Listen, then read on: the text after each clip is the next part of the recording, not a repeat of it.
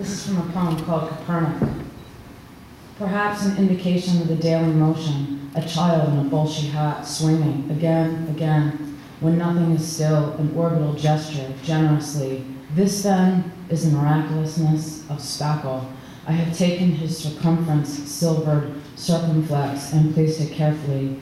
This we can prove by both reason and sense, how distance functions in darkness, how to move through it. The space which the moon generally seemed to occupy, the small, cluttered sky so low it gives me a headache. Otherwise, the space is uninhabited. The rejection of certainty with certainty, which bisects and is bisected. A fraction of the body, candled, angled, varied, examined. All the expansive matter that holds one together, null and void, nequaquam vacuum. Here I find inertia comprehensible. There appeared to be no variation from the regular motion.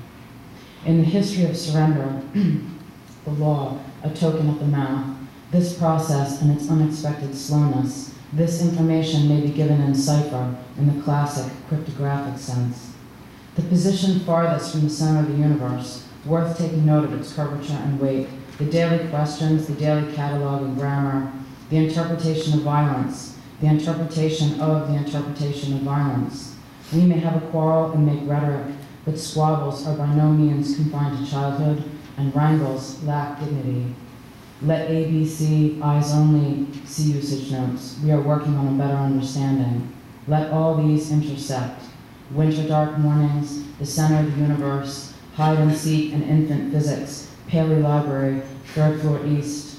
The idea is that I once had beautiful thoughts. They obstruct each other's light very little. Thank you.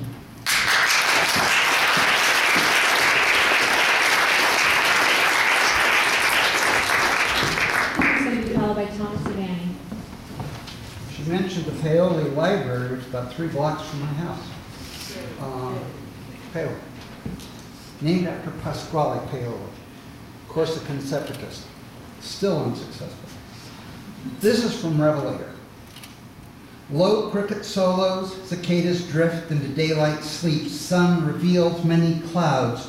Mock shark atop stone wall, you can hear nearby major road, the air thick even here, nearly September, faint smell of the sea, each cottage its own flag. Ours is the hummingbird, theirs is a collie, flat-bottomed kayaks, smooth in the water, canals form a network. 1933 hurricane punched an outlet. We watch TV now with horror, water rising in New Orleans, geese before dawn already in flight, somewhere a car alarm, nearby an air conditioner.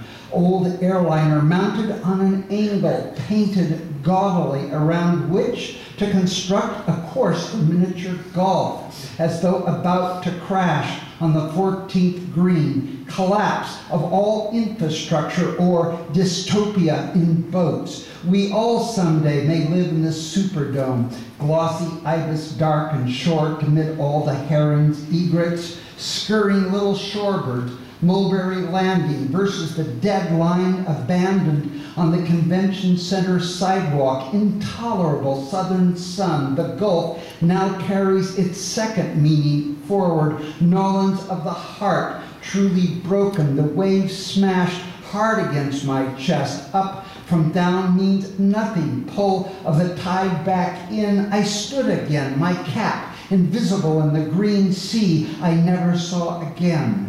Thank you.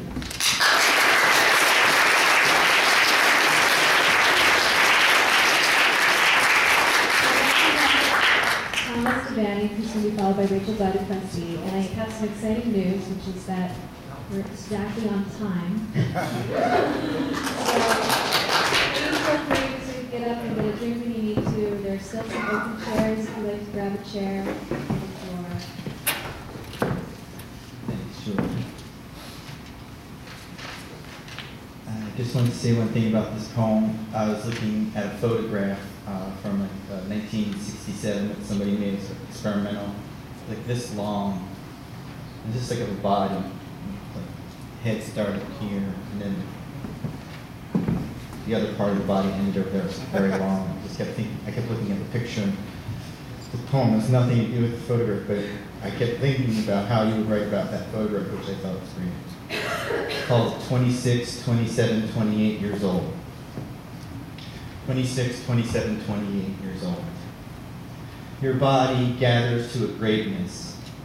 The surface area of your light-filled belly and thirsty torso extend out naked into the hallway. Your body is charged with its own skin. You are a time-lapse photograph. Who can say it is not you? There's no stopping the body once it starts to do all this. It's a device to pull you out of yourself, like holding your breath until you can put your feet back into your mouth. Your particular head, belly, arms, legs, a lean 26, 27, 28. When your chest grows faster than your hair, when your shoulders are more supple than your mouth, you start to pull out long ways. You pull your mouth out with your finger. It's funny looking, like a poster or a Polaroid time someone saved to give you as a gift years later. All the hidden costs remain hidden. If only we were only our eyes, if only we were only our lonely middle parts. The difference between your neck and the skin of your neck, and your skin and the skin of your teeth. And now you are completely extended. And this, the completely part, cannot be completely disclosed.